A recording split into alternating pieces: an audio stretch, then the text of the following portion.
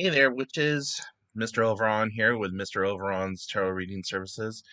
And today I am doing a video um, just kind of addressing some of the crap that I've been seeing on witchcraft forums, like on Facebook and stuff like that. Um,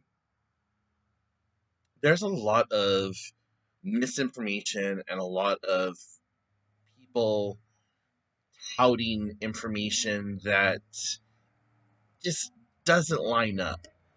Now, I've been doing and practicing witchcraft since I was like 4 years old. I was brought up in shamanism. My mother taught me shamanism, and she learned it from her aunt, who learned it from her aunt, and so on and so forth, and blah, blah. Here I am. I started practicing traditional witchcraft at the age of 9, got into Wicca about 16, and in the spans of my whole life, I've done a little bit of this, a little bit of that. I've done black magic, I have done voodoo, I have done everything in between.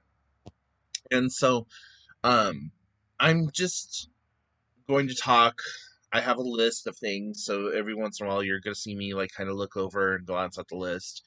And it's not in any particular order, but there's a lot of these new witches, if you can even call them that, that are polluting the internet and just talking about doing witchcraft based on how it feels to you and so on and so forth. And that's a topic point that I'm going to touch on here in a little bit. But, um, there's a lot more to going to Whole Foods, buying yourself a bundle of sage, reading a couple of books from Barnes and Noble, and all of a sudden, boom, you're Princess Tiffany, or High Priestess Tiffany of Whole Foods, and now you're going to your hot yoga class and you're reading cards for people because it's like fun and exciting and like, oh my god, you're so enlightened.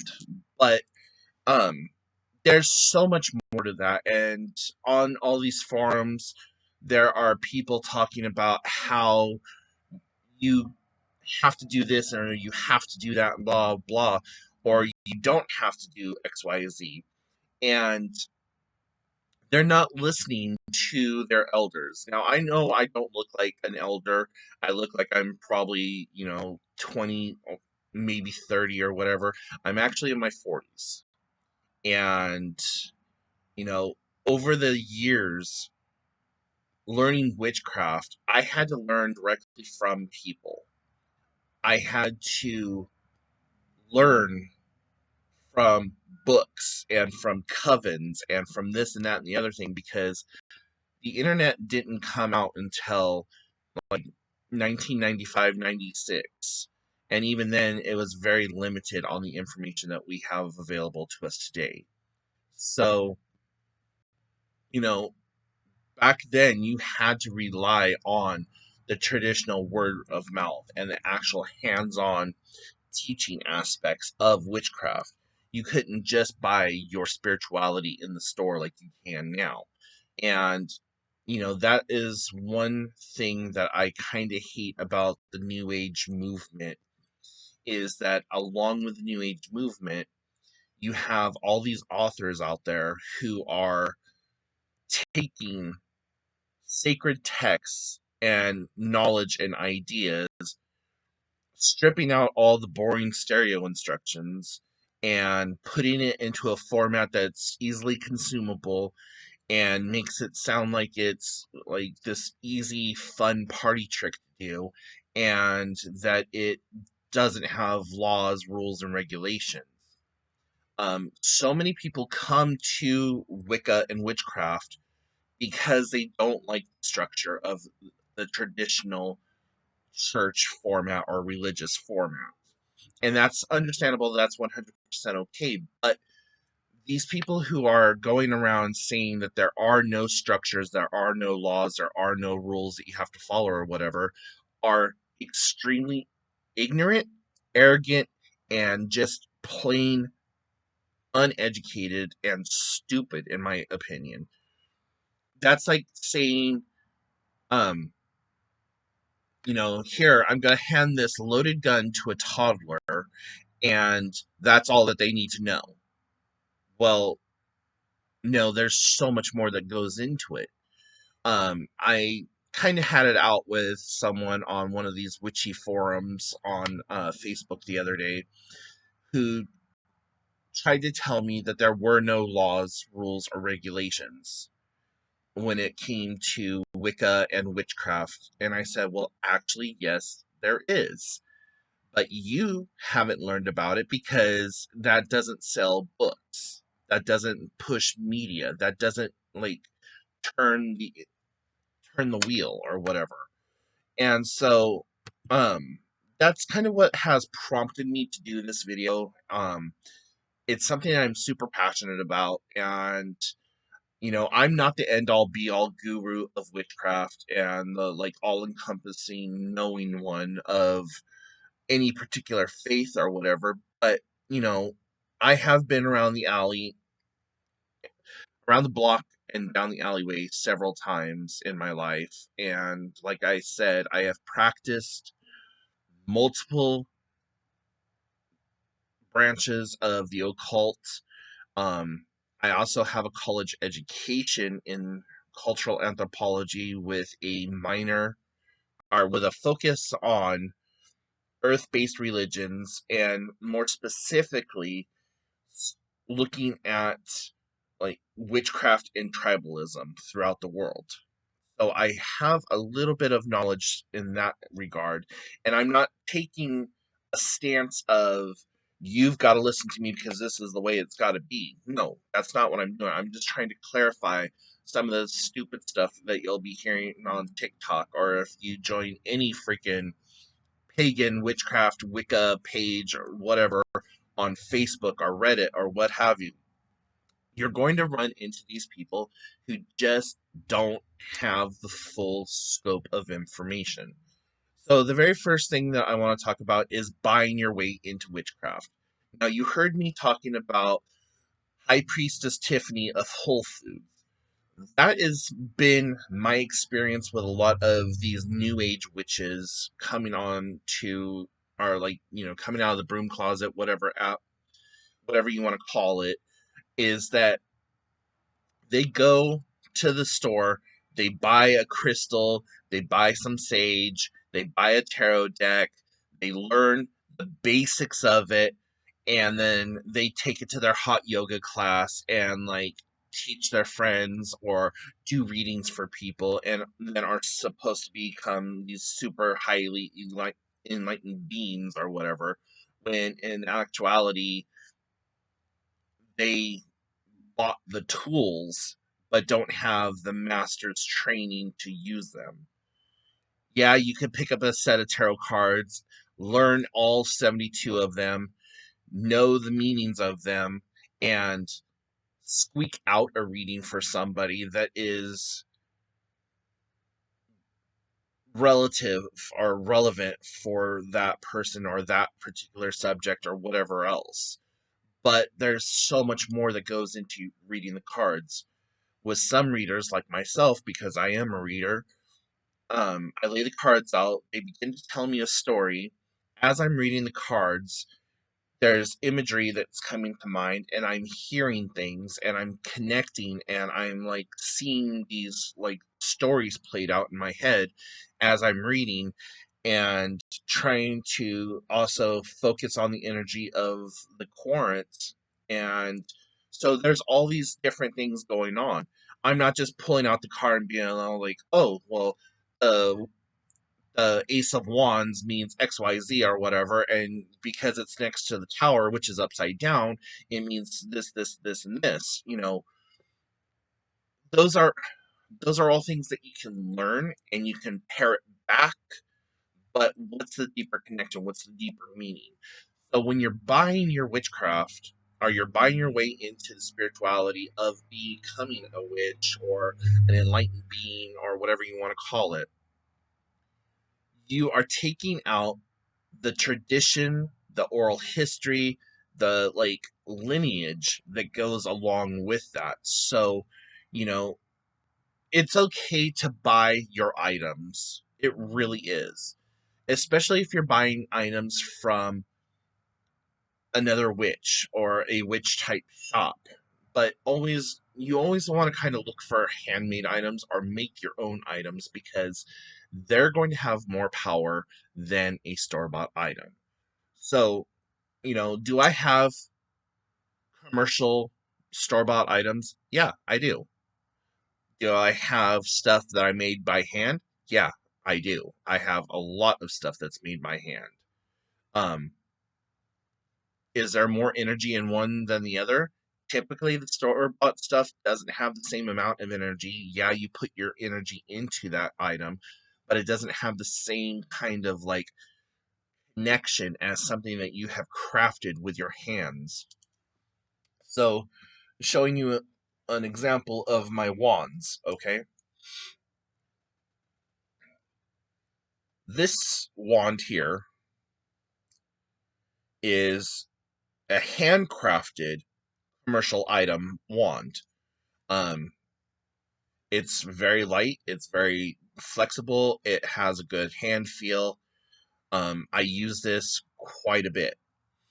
Um, it was created by somebody who practices, but it also came with a price tag.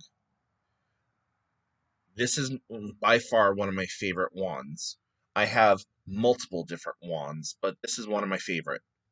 Um, it's all handcrafted, like I said, hand engineered, and the person like showed me step by step the process in which they took to make it. Does it have a lot of power or a lot of energy? Yes, because I've imbued it with that energy. But at the same time, I'm not as connected to that wand as I am connected to this one, which I created myself. It looks like ligament and skin, and that's what I was going for because when I created this one, I had this vision of it being part of me, like I pulled it out of my skin. And so I wanted it to have like this ligament look to it. And I'm very connected to this wand. This is a wand that I have had for decades. Like, um, probably at least a good 20 years I've had this wand. And I love it. And, everyone who sees it, they're like, ew, that's so gross looking. But at the same time, they're like, ooh, that's also really cool. Um, I'm very connected to this wand. Here's another wand that I created for drawing in money. But and I am connected to this wand also because I took the time to procure the chicken foot. I took the time to dry it out and to position it and to create this whole wand. And I put my intent into it to draw in money whenever I decide to use it. And, you know, um, this is also something that I'm going to be talking about is cultural appropriation. And I'll bring this back as a visual aid in a little while. But, um, these are things that have meaning to me, therefore has more power. Now, time was that you were never supposed to charge for your craft. You were never supposed to charge for your services outside of an equivalent exchange. Living in a capitalistic society that we do now and in a capitalistic world, everything comes with a price tag. And, people would be like, well, no, my time is valuable, so you pay me for the information that I pass to you. But that wasn't the case with witchcraft and tribalism and spirituality. You were never supposed to make money off of it. It was supposed to be an equivalent exchange, energy for energy, like for like.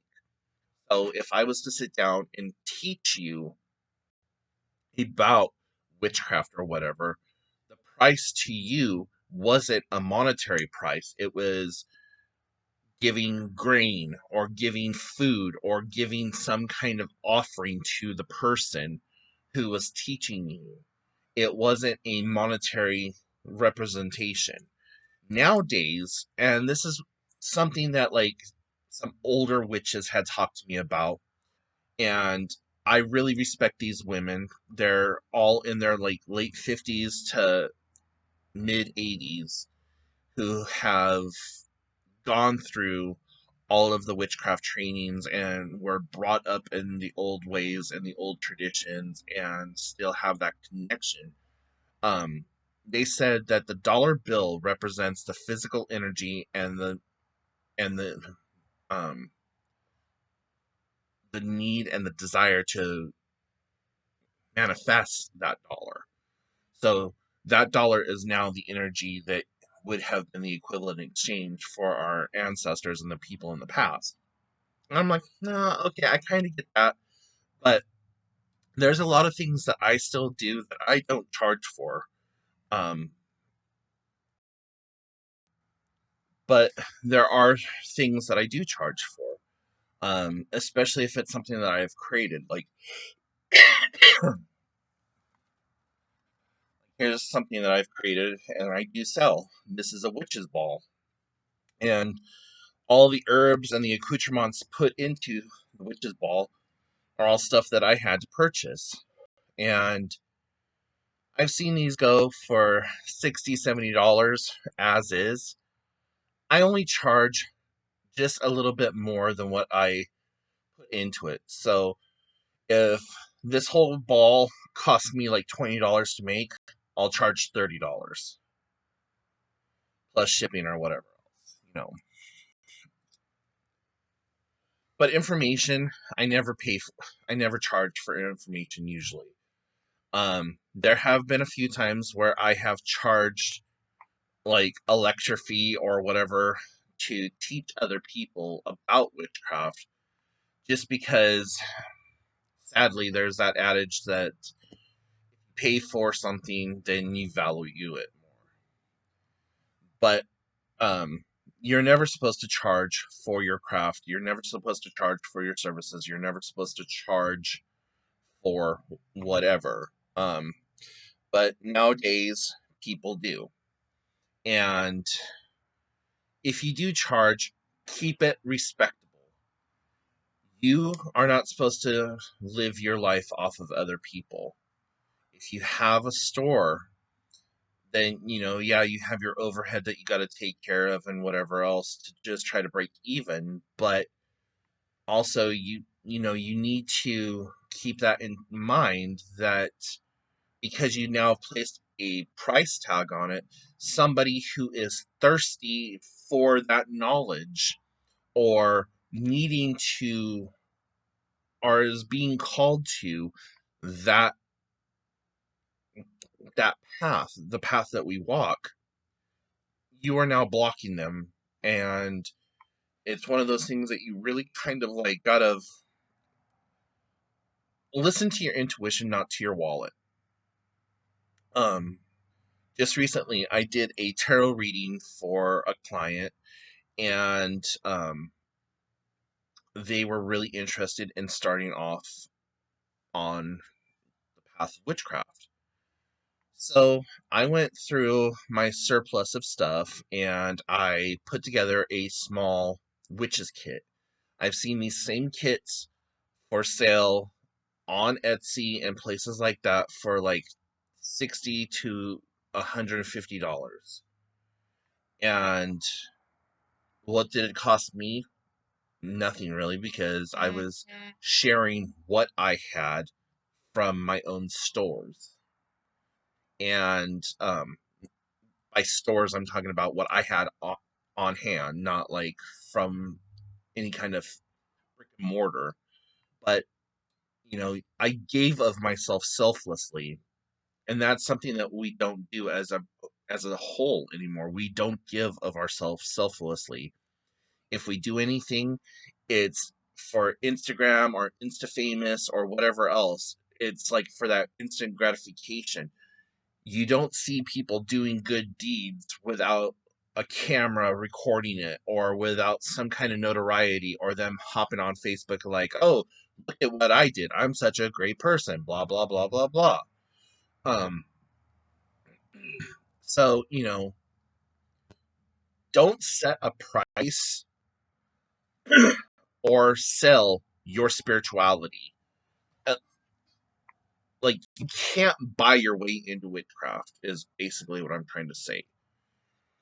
There is a lot of studying, there's a lot of hard work, there's a lot of everything that goes into it. Yes, you can buy the tools, yes, you can do whatever, but you have to maintain the open mindedness that there's so much more. There are rules, there are laws, there are foundations in place that you have to know in order to utilize magic or to cast a spell. And so many things nowadays are skipping over those steps and just saying, go right for it. You don't need any proper knowledge. As long as you say, I call upon a circle of protection and you put a little bit of salt around you, boom, you're fine, cast away. No, that's not how that works. That's not how any of this works. You need to understand what it means to call on those energies, how to properly call on those energies. You could go outside and hollowly speak those words, and lower level beings or whatever else will hear you and help manifest things for you because they want to feed on that energy. The way that I look at witchcraft and magic and stuff like that is when you are first starting out, you are a blank slate. But the second that you make that decision and you crack open your first book or you try to do your first spell, you shoot a signal flare up into the astral plane that signals that there is a new player on the board. So, good, bad, and indifferent, all those energies swarm on you and come at you and will do whatever they can to sway you. And that is where the learning how to deal with things, how to do things properly, and so on and so forth puts you on your path. Because black magic is very seductive, and lower level beings and entities and whatever else you want to call them will bend over backwards to help you and to bring about those changes and what you want done because they like the energy that they feed off of. They feed off that energy, and it just that's like mother's milk to them. um so you got to be careful, this is. And I also view witchcraft as a virus that is communicable. And the reason I say it this way is because, say, you take up Wicca and witchcraft and you do the rites and you do all this other stuff throughout your whole life, and then one day you decide, okay, I'm not going to do that anymore, and then you have children. Well, you have already pulled that energy into you. You've already pulled that arcane knowledge into you, and you've sent up that signal flare, and you have connected yourself to otherworldly forces. That doesn't wash off. That doesn't go away by converting to a new religion and praying it away or whatever else. That is something that you've brought into yourself.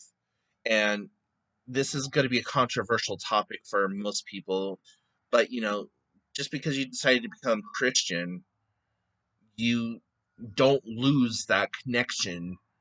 And in the Bible, it tells you that you shall not have any familiar spirit and this, that, and the other thing, and blah, blah, blah.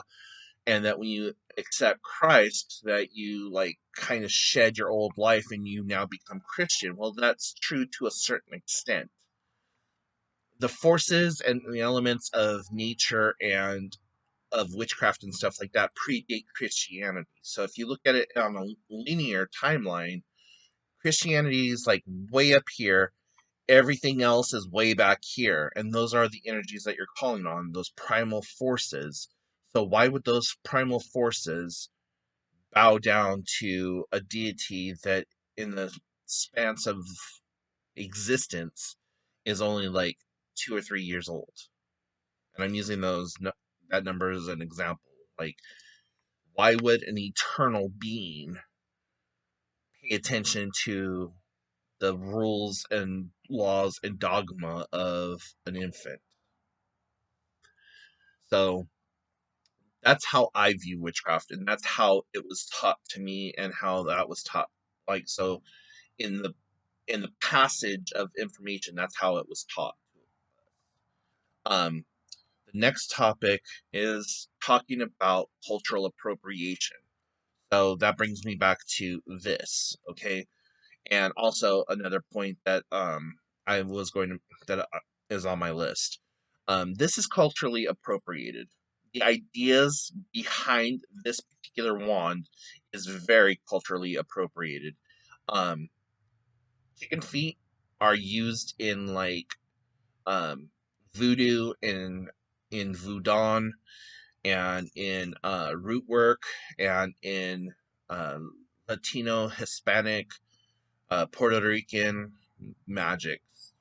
Um, you don't see it used too often in like Wicca at all. Actually, you don't usually see animal parts used in Wicca because that's not within the scope of their practice.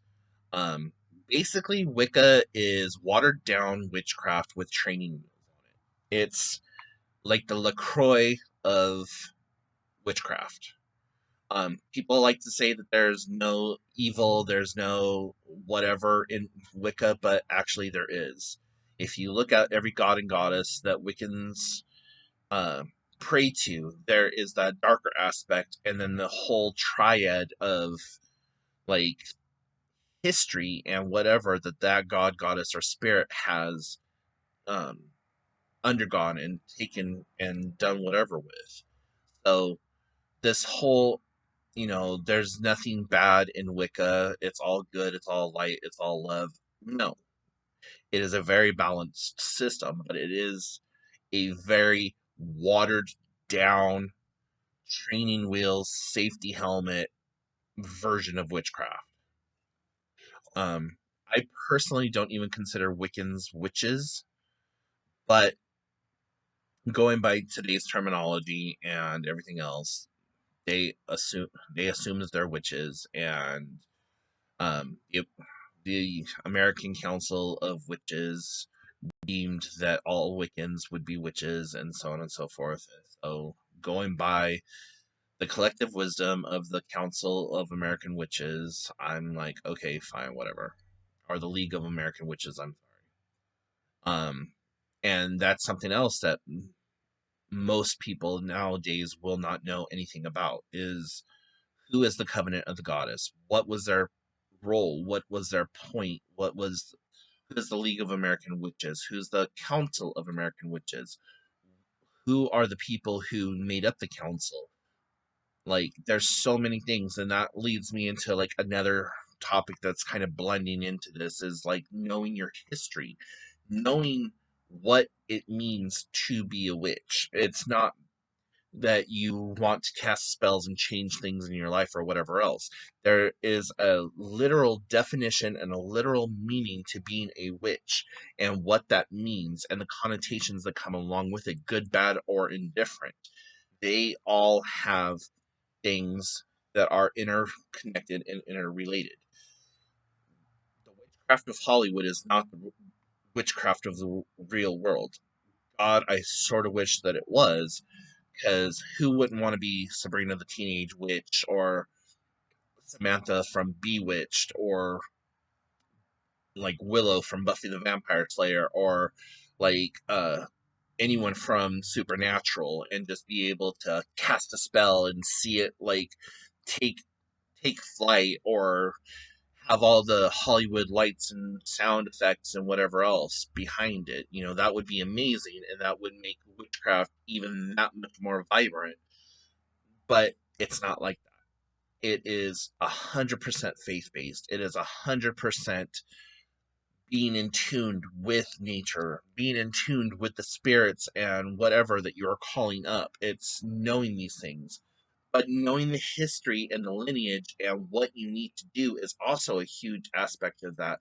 And you're not going to find that in many gay books on witchcraft nowadays, because they're only trying to sell you a product. They take this arcane knowledge and they strip away all the stereo instructions and put it into a consumable format that is easy for High Priestess Tiffany of Whole Foods to consume and parrot back like they are this enlightened person. So, you know, if you are only a witch because you bought your stuff at Hot Topic or Whole Foods or Barnes and Noble or whatever, then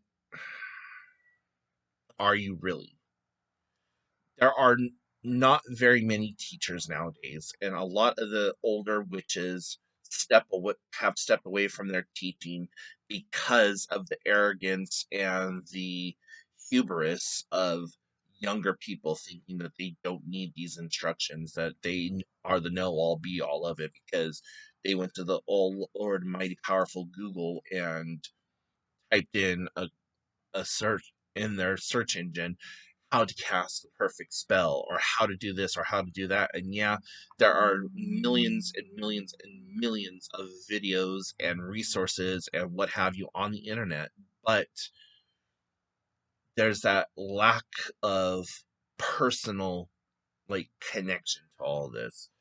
So, learning your history and learning that which has come before you is something that is sorely lacking in the spiritual community today. The next thing is like reading tarot cards and doing divination for yourself. A lot of people nowadays have the practice of pulling a daily card or doing a daily reading for themselves. You were never supposed to read the cards for yourself. This is arcane knowledge. This is arcane law. This was like what our ancestors have put into place. The reason that you don't read for yourself is one, you are too close to the situation. So you're going to read into the cards or into the stones or the runes or whatever it is that you are casting for your answer. You are too close to the situation to properly get an answer. You are always supposed to ask a brother or sister of the craft or of that spirituality to help you interpret your answers and get the answers that way because of you being so close and the situation being so personal to you. You can read into the cards or the runes or whatever and say, oh, well, this is saying that the tower here and the devil here and the lovers here. That means that there is a problem in my relationship and that there's another person sitting here and that there's all this that going on, blah blah, when in actuality that reading could be interpreted by somebody else and told to you in a way that is saying, hey, there's a discord in your relationship right now, and it looks like there's a breakdown in communication. But if you already are reading the cards expecting your spouse to be cheating on you, then you're going to see it as cheating, not that there's a breakdown in communication and that there's really no one else there. It's just that lack of connectivity with your partner. So, you know, that's why you shouldn't do a card reading for yourself. And this is something that has been passed on for generations. Like I tell people all the time, do not read any witchcraft books that were published after 1995. You want 1995 and back from there. Some of the best witchcraft books that you're going to find were published in the 1950s, 60s, 70s, and 80s.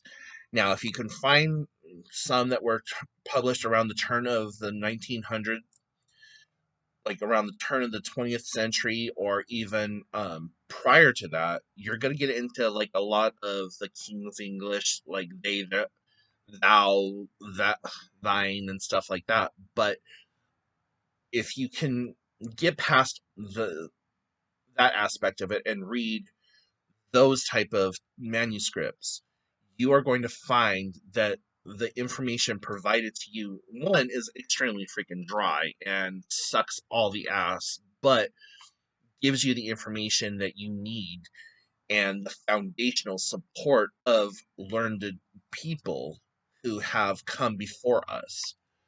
And so, what like authors like Silver Ravenwolf and Eda McCoy and Raven Gramassi and people like that have done is they have taken those old manuscripts, chewed them up, spit out the flavoring, and repackaged that and gave that to the witch boom that happened in the late 90s, early 2000s. And so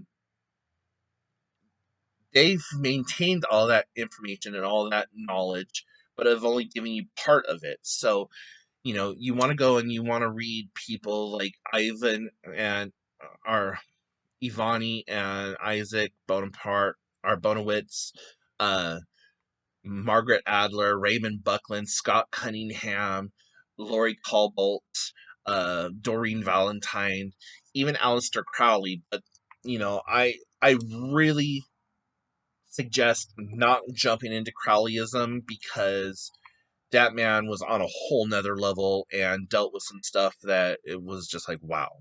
But taught like reading through those older people's information, Starhawk, the first two books that I ever got my hands on, and this was a requirement of a coven who took me under their wing at the age of 14. They told me that I needed to read Drawing Down the Moon by Margaret Adler and Starhawk's The Spiral Dance. And every couple of years, Starhawk pulls the Spiral Dance off the bookshelves, rewrites it, and puts it back onto the bookshelf. A version of the Spiral Dance that I suggest is like the 19th or the 22nd version. I was trying to see if I have it on my bookshelf. I don't. I lent out a bunch of books to a girlfriend of mine. Yeah, I don't have it with me, but um, you want to read those old authors because they give you everything as it was given to them, and so on and so forth. Also, those people that I just mentioned, Raymond Buckland, Margaret Adler, Doreen Valentine, um, Laurie Colbolt, all of them, they were the original founders of American witchcraft that were brought over from England and stuff like that, and they established it here. So some of their stuff reads like stereo instructions, I'm not going to lie, and it gets very boring, but power through it. Let's see. The next thing that we are going to talk about is the colors of magic. Okay, but before we get into the spiral dance, I paused the video there for a second. Or before we get into the color of uh magic and stuff like that, I do have a copy of the spiral dance. This is not the one that I'm talking about, but um this is like the 10th copy, I believe, that she created. I'm looking for the publication number. 1979. So, yeah, the one I'm talking about came out in like 85 or 90, and it has a completely different cover on it. But really good book. Not very thick at all. There is come on. So there are 213 pages, and the back part of the book is like spells, rituals, talking about the different holidays and the Sabbaths and stuff like that. But um, this is this book, Margaret Adler's Drawing Down the Moon, and Silver Raven Wolf's Teen Witch series are always books that I pick up. Um, Especially Spiral Dance is one of those ones that I pick up, and doesn't matter what um edition it is. My favorite, like I said, is the 19th edition, I believe it is, that came out in like 95 yeah, about 95, 90, 95, somewhere in there. But I always pick this book up, and whenever somebody's starting out on their journey as a new witch, I always provide that to them. I always give them um, the Spiral Dance, Silver Raven Wolf's Teen Witch, and um, Drawing Down the Moon. Those are the three books that I always give and recommend to people. Now, people will say Silver Raven Wolf is crap and not to read her or whatever. She does give good information, but it's one of those, like, take it with a grain of salt type situations. Okay, so enough about talking about books and stuff. Let's get into the colors of witchcraft and magic. So you may hear people talking about white magic, black magic, purple magic, whatever kind of magic. In actuality, there is no color scheme to magic. Uh, Magic and witchcraft all fall into like this kind of neutral zone. Where the color aspect of it comes from is kind of based on what you are practicing. So white magic is good, protective, healing magic, so on and so forth, like that. Black magic is like using spells and hexes and curses and stuff like that against people. You might hear the terminology green witch or green witchcraft. That means that those people only work with nature spirits, earth, fire, air, water, wood, metal, um, the the environment, so on and so forth. Those would be green witches. Um, so a true witch that practices both good magic and black magic is called a gray witch, or at least that's the terminology that I use. So yeah, um, I call myself a gray witch because I do both white magic and black magic, and that's a culmination of the two. To be truly adept, in my opinion, and in most people's opinion, is you should know how to do black magic as well as you do white magic. Um, that's how you also live a balanced life, and that's, the whole yin yang and all that other stuff. Finding the light in the dark, dark in the light, keeping yourself balanced, walking that fine line, because nature itself is gray. It's both giving and taking. Nature will create life and destroy life. So to be a truly adept witch, you want to know both the good and the bad. And that leads me back into like understanding the histories, knowing where these things come from, making those connections. And this also helps like segue into the next thing of uh you may not be working all the right angles of your spirituality, and that whole making magic yours. Now, you've heard me say this before in previous videos, make magic yours, but that's only after you know the foundations. And what I mean by working the right angles of spirituality and so on and so forth is that me as a Caucasian Native American person could not fully utilize voodoo. I know voodoo. I have a working knowledge of voodoo and things like that, but that is a primal tribal um, form of magic and witchcraft.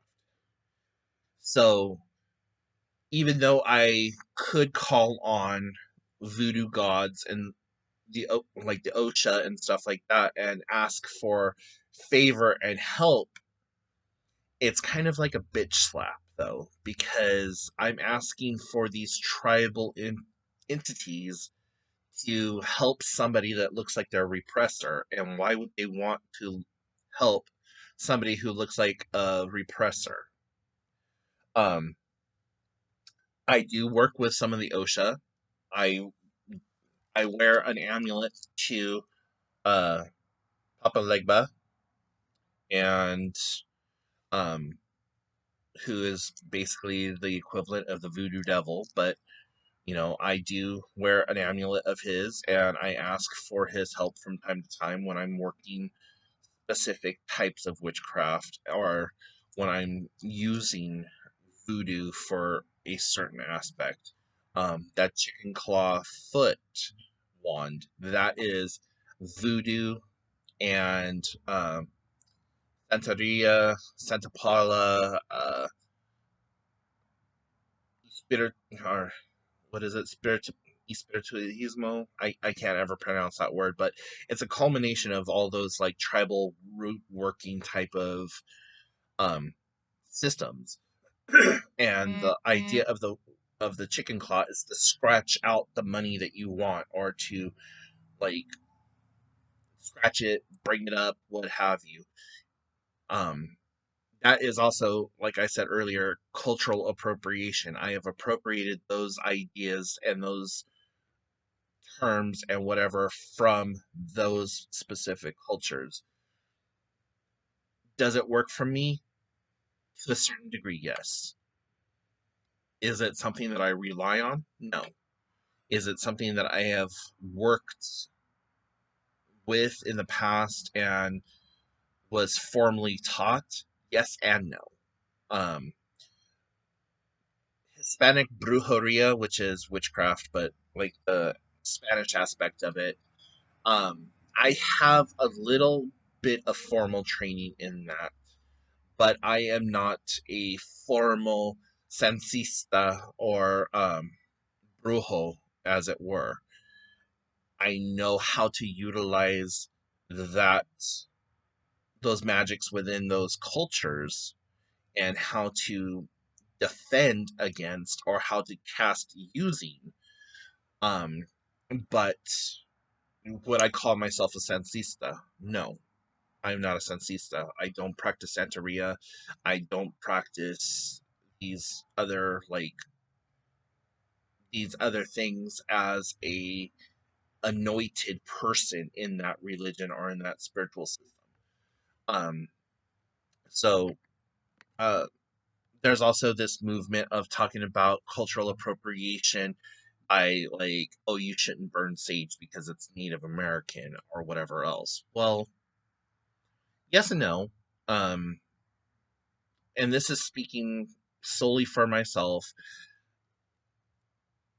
The burning of sage and the utilization of cedar and stuff like that for a holy herb that cleanses and takes away negative energy and so on and so forth.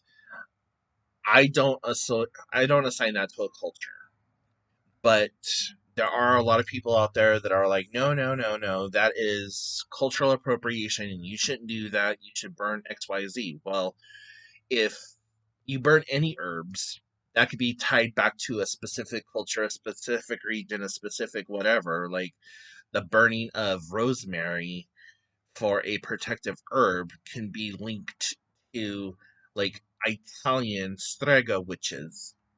Well, strega is a witch, but that's what stregas would burn for uh, protection or love spells or whatever else. So, you kind of blur the lines a little bit. Now, where I take issue is when somebody says, well, I'm a shaman. No, you're not. I don't care. Unless you were taught by a shaman of that religion, like if you went to, say, the Hopi Indians and you sat down with their shaman and you learned shamanism directly um, from that elder, you are not a shaman. Unless you went to the Amazon and you studied with a particular like witch doctor or whatever from that religion, you are not a shaman. That's where I take offense, and that's where I think the discord is that saying that you are a shaman does not make you a shaman. I said earlier that I was brought up in shamanism, but I don't consider myself a shaman because I was not initiated into shamanism. It was something that I learned from my mother, who then learned it from her aunt. So I learned the oral traditions and the aspects of shamanism, but I could not, in good faith, call myself a shaman. I call myself a witch because I have been indoctrinated by a coven, well, several different covens actually, um, that have these lineages that have been established and are like not just Becky and her friends from hot yoga getting together and calling the corners. There's a lot more that goes into that. So I call myself a witch. When people ask me what do I practice, I tell them I practice traditional witchcraft. In my mind, traditional witchcraft is like the stuff that the Puritans and the people who participated in the witch hunts were against and went after. There was no real like good goody two shoe. I'm bringing gluten free brownies to the coven meeting. Like, none of that stuff. It was, okay, we need the heart of a cat and the toe of this animal and blah, blah, blah. So I'm going to go out there and cut it open and take what I need from these animals and use that as part of the ritualistic sacrifice. Now, in my own workings, I don't sacrifice animals. I have in the past, and it's killed me. If I need to make a sacrifice, I do a sacrifice of self. I'll do a fingernail, I'll do hair, I'll do semen, I'll do blood, I'll do whatever. Because why would I take the life force of something else to be of service for myself? How is there that connection? So by giving a sacrifice of self, that puts me into the spell. That puts my intentions into the spell. So, yeah. Now, I get a lot of questions also like, why doesn't my spell work? Well, it there's a whole lot of things that is wrong with that question, first and foremost. A lot of times the spell doesn't work because you did not properly word it. You did not use the right incantations, you did not use the right time of day, you did not use the right correspondences. Um, Spells are kind of like crock pots. You set it and you forget it.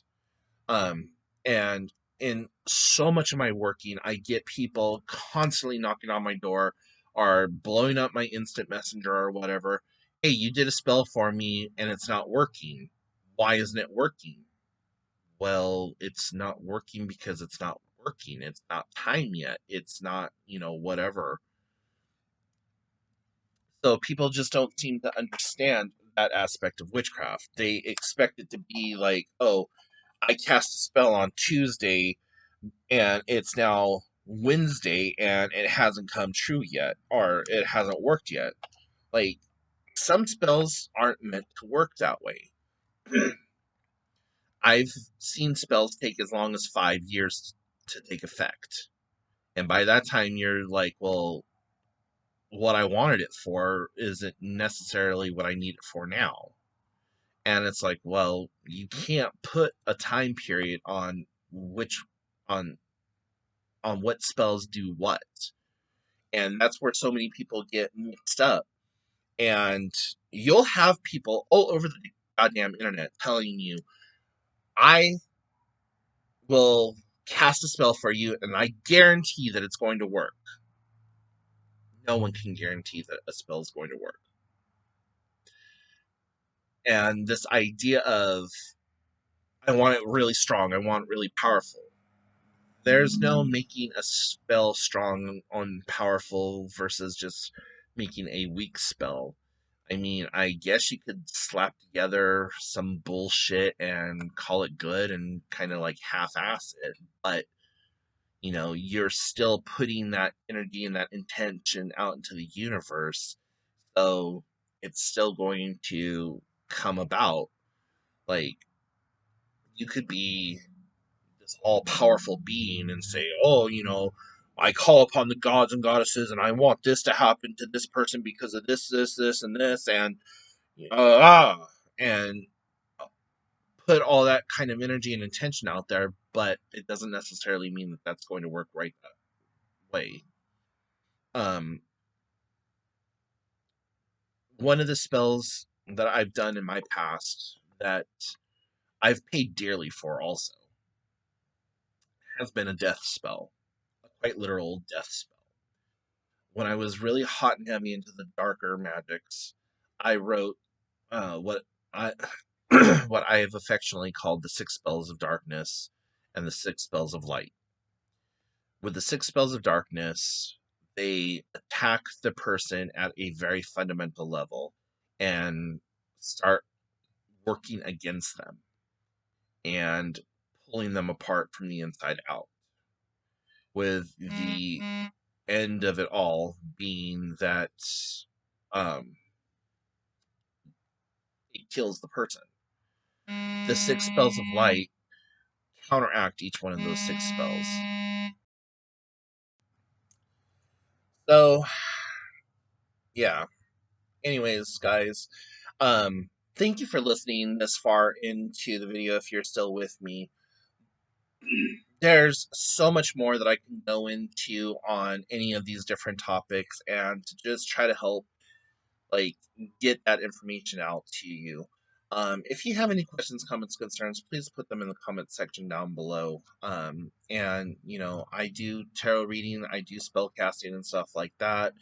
Hit me up on my website, mroveron.com, and I'm always open to answering any questions that I can.